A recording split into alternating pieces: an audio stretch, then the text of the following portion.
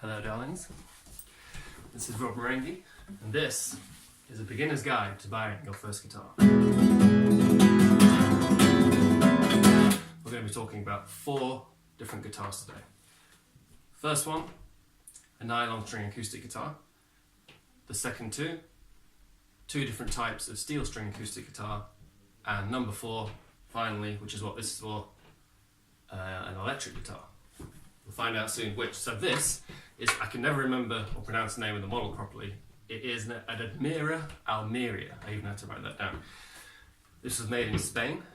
This costs about £150. And it's, yeah, a classical nylon string guitar. So Leonard Cohen kind of vibe. Like.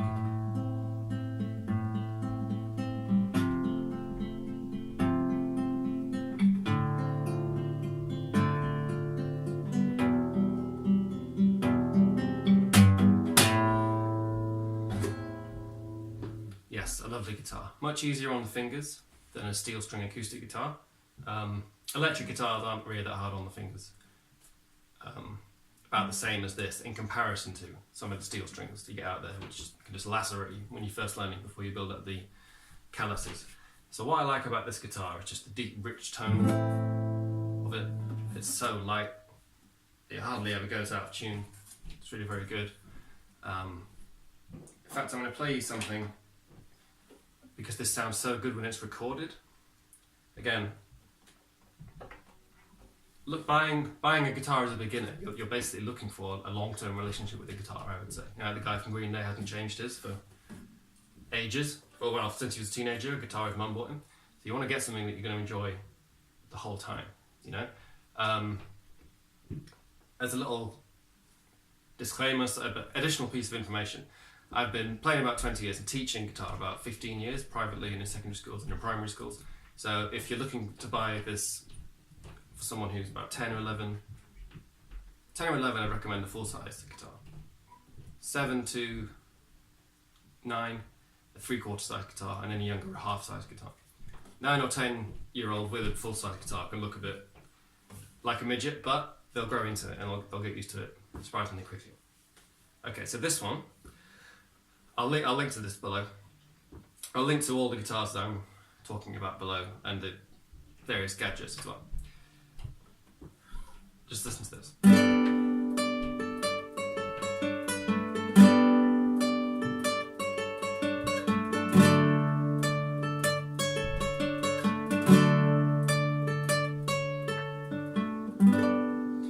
So that song is the start of one of my songs.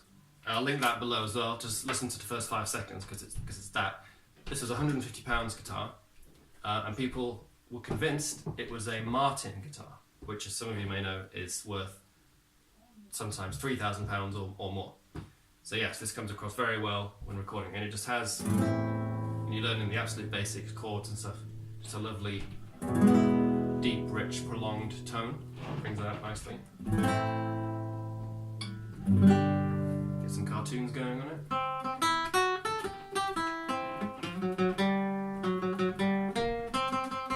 Or some busking songs, Wonderwall say. With any guitar, by the way, it makes a difference where you play.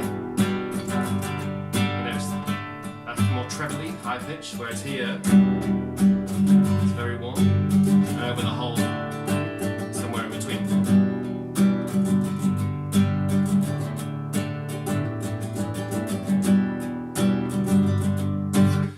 So, yes, out of the thousands of kids I've taught guitar to, most of them actually had a nylon string guitar, even though most of the pop and rock songs they want to learn are played on a steel string acoustic guitar, which we'll get to now. So, there was the lovely nylon stringed classical guitar. So, this one is a Stag steel string acoustic guitar. Very, very cheap. Probably as low as £100, going up to a few £100s. I don't know if this is ever gone out of tune since I've got it. So the sort of thing you might hear on this, if you're a Radiohead fan, that Street Spirit, that beautiful arpeggiating that's played with an electric guitar, the same one I'm going to show you in a minute, and the steel string acoustic.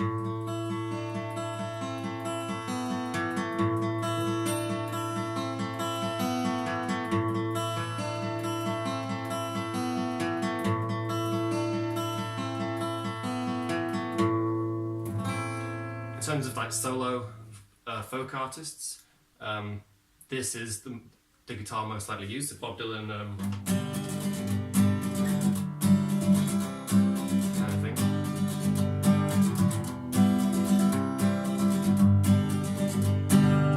Nick Drake as well.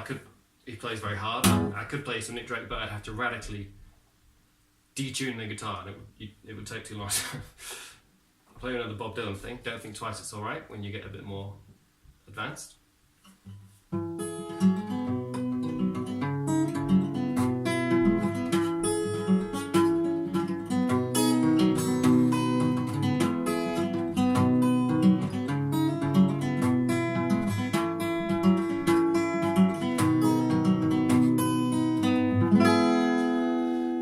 Sounds nice on it too. These strings are quite old. I don't know if you know, but on say Pink Moon, the Nick Drake album, which I would highly recommend if you're into guitars at all, at any level, he left the strings on a long time and played with them to get that sort of dead, hard, that dead sound.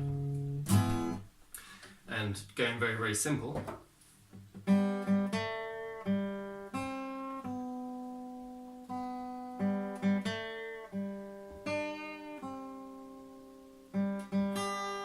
It gets boring.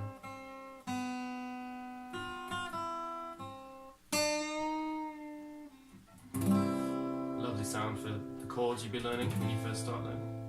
And a lot of songs just 3 chords. So you've got Bob Dylan again, Blowing in the Wind. G, C, D, G. Little tip of strumming. Try and hit the bass note first, the lower notes. Going on, as opposed to just this is, and I've had friends play this and say how easy it is to play. You can just move around, you don't have to push down too hard, and your hands don't get killed by the strings. Very good. Okay, that was the Stag. Again, link below. So, guitar number 3. This is a Johnson JD26 mod.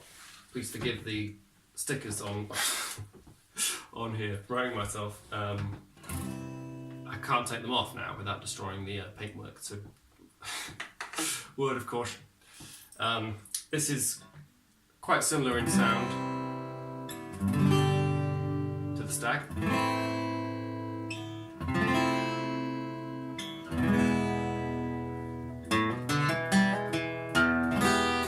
Maybe a bit brighter. Maybe because the strings aren't quite as old, although it's been a while since I've changed them on this.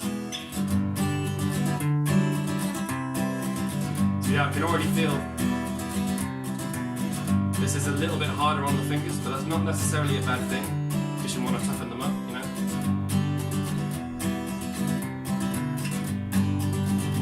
Hillbilly Jingle Bells, maybe.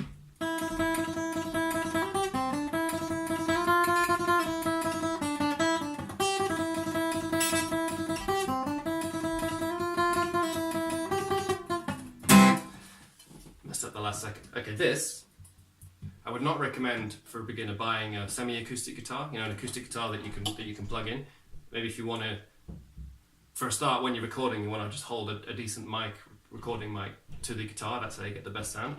And certainly, if you're going to be playing live, that you might need, that you probably would need a slot for a jack-to-jack lead, which you can have them built in afterwards, like I did. So this slot here, as well as holding the strap, allows the lead to go in, which feeds off this pickup. Again, I'll link it to you below. But don't worry about that when you're first starting. So the Johnsons that I've linked to you below come in different colours. I think the first one you see is blue.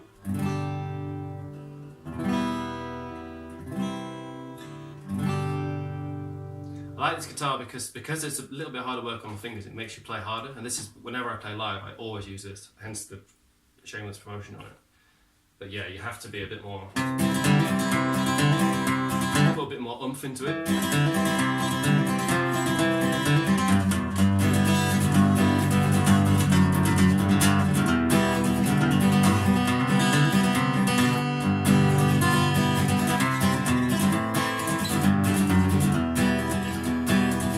Yes, it's good quality wood, solid wood.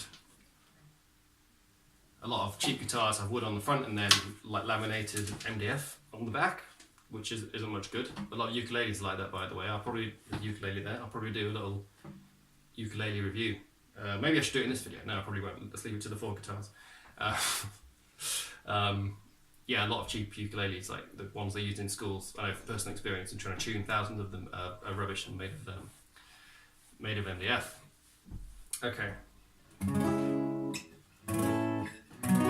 That's another type of steel string acoustic. Okay. The piece de resistance, what you've been waiting for now, and why this thing has been turned on. The Fender Telecaster electric guitar. Now, if you want to start with an electric guitar, or you know someone who does, this is the fantastic way to go. It's where to begin. It's incredibly light, it's easy to zoom around the frets.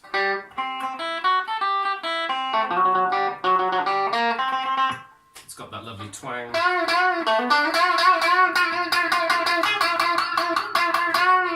Especially when you add some distortion.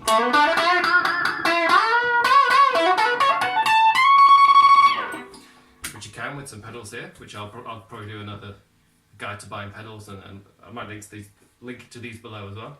Probably will. Got the Digitech delay pedal, which can do all kinds of cool stuff, which I'll show you in a minute. Anyway, Telecaster hasn't really changed their design in like 70 years because it works so well.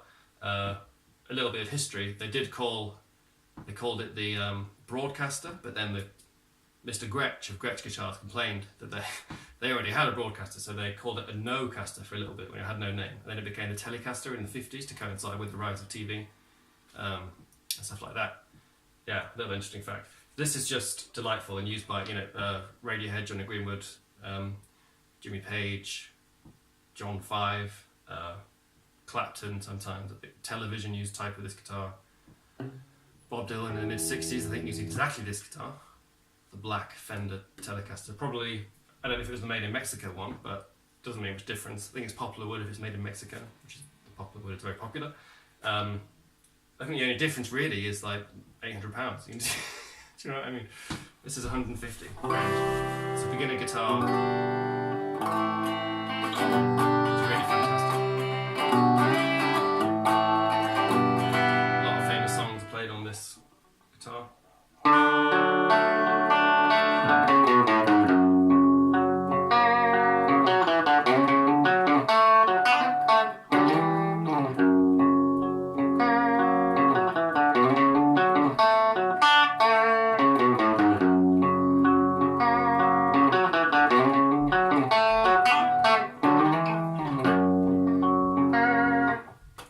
Telecasters are notoriously good for having a lot of options and the colours you can choose. So, CAPOs. The type of capo I actually use for this guitar is one of these metal screw capos. Again, I'll link below. I think it's by far the best thing to do for an electric guitar. Although you can get the regular kind of grip-on capos for electric guitars, but I find that this keeps it in tune more. It's a bit more of a hassle with the screw, because you've got to unscrew it and screw it back on, but yeah, that's what I prefer for that. For the steel string acoustic, where the necks tend to be a bit narrower, it doesn't matter so much what capo you get, but if you're going to go for the classical nylon that we started with, I'd definitely recommend one with a wider string clamper. I know this is the wrong one to use on the guitar, I'm just showing you how it works if you've never seen a capo before. I highly recommend getting one because a lot of songs will say, it'll be, say Don't Think Twice, it's alright. I think it sounds okay, but it's not quite in the spot. It's because, again, wrong capo for this guitar, but just for the sake of expedience, it's because using a capo, it changes the key of the song. Just make it hit the sweet spot very nicely.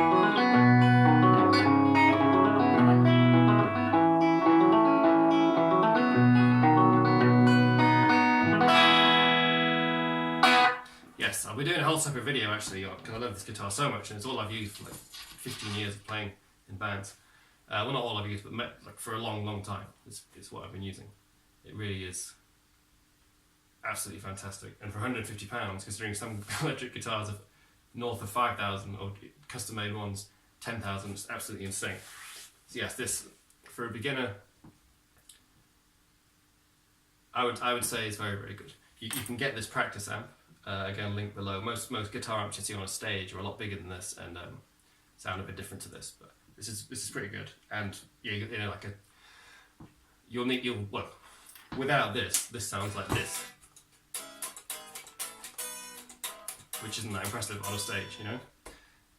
So yes, you definitely need the amp, and whatever guitar you get, I didn't worry about it.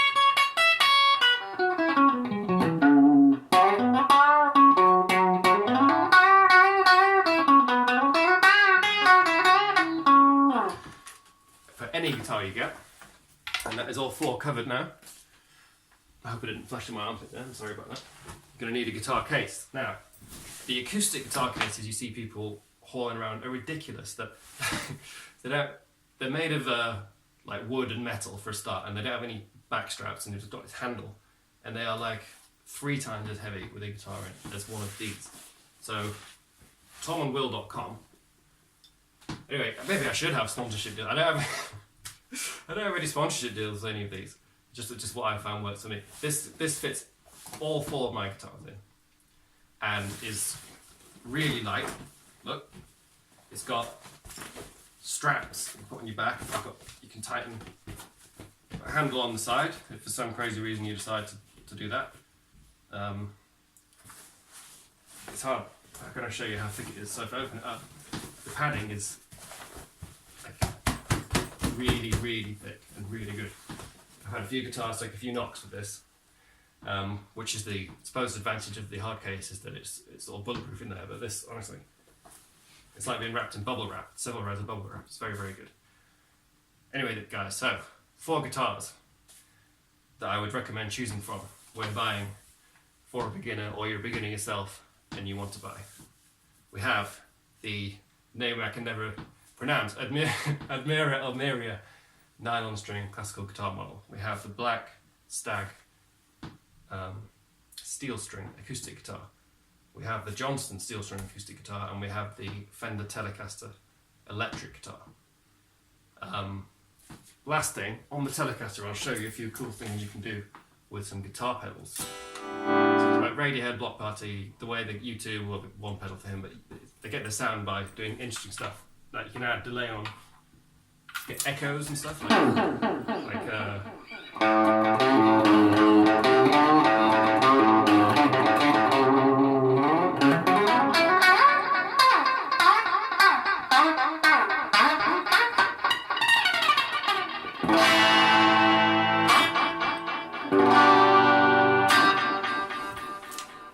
my favourite one is actually it samples it and plays it back on a loop. So like that, and then you can infinitely add things on. This is actually a Digitech digital delay pedal. It's got all that written on it. I got a link below. This is by far my favourite pedal. It's so cool. You get like this machine gun kind of sound. That will have something like say you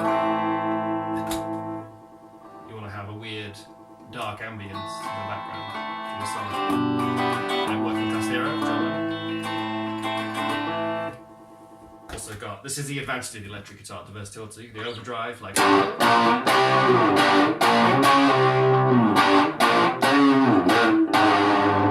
that's Digitech. I really should be sponsored by it, but I'll put a link to it below. A vibrato pedal. You can combine the two, so like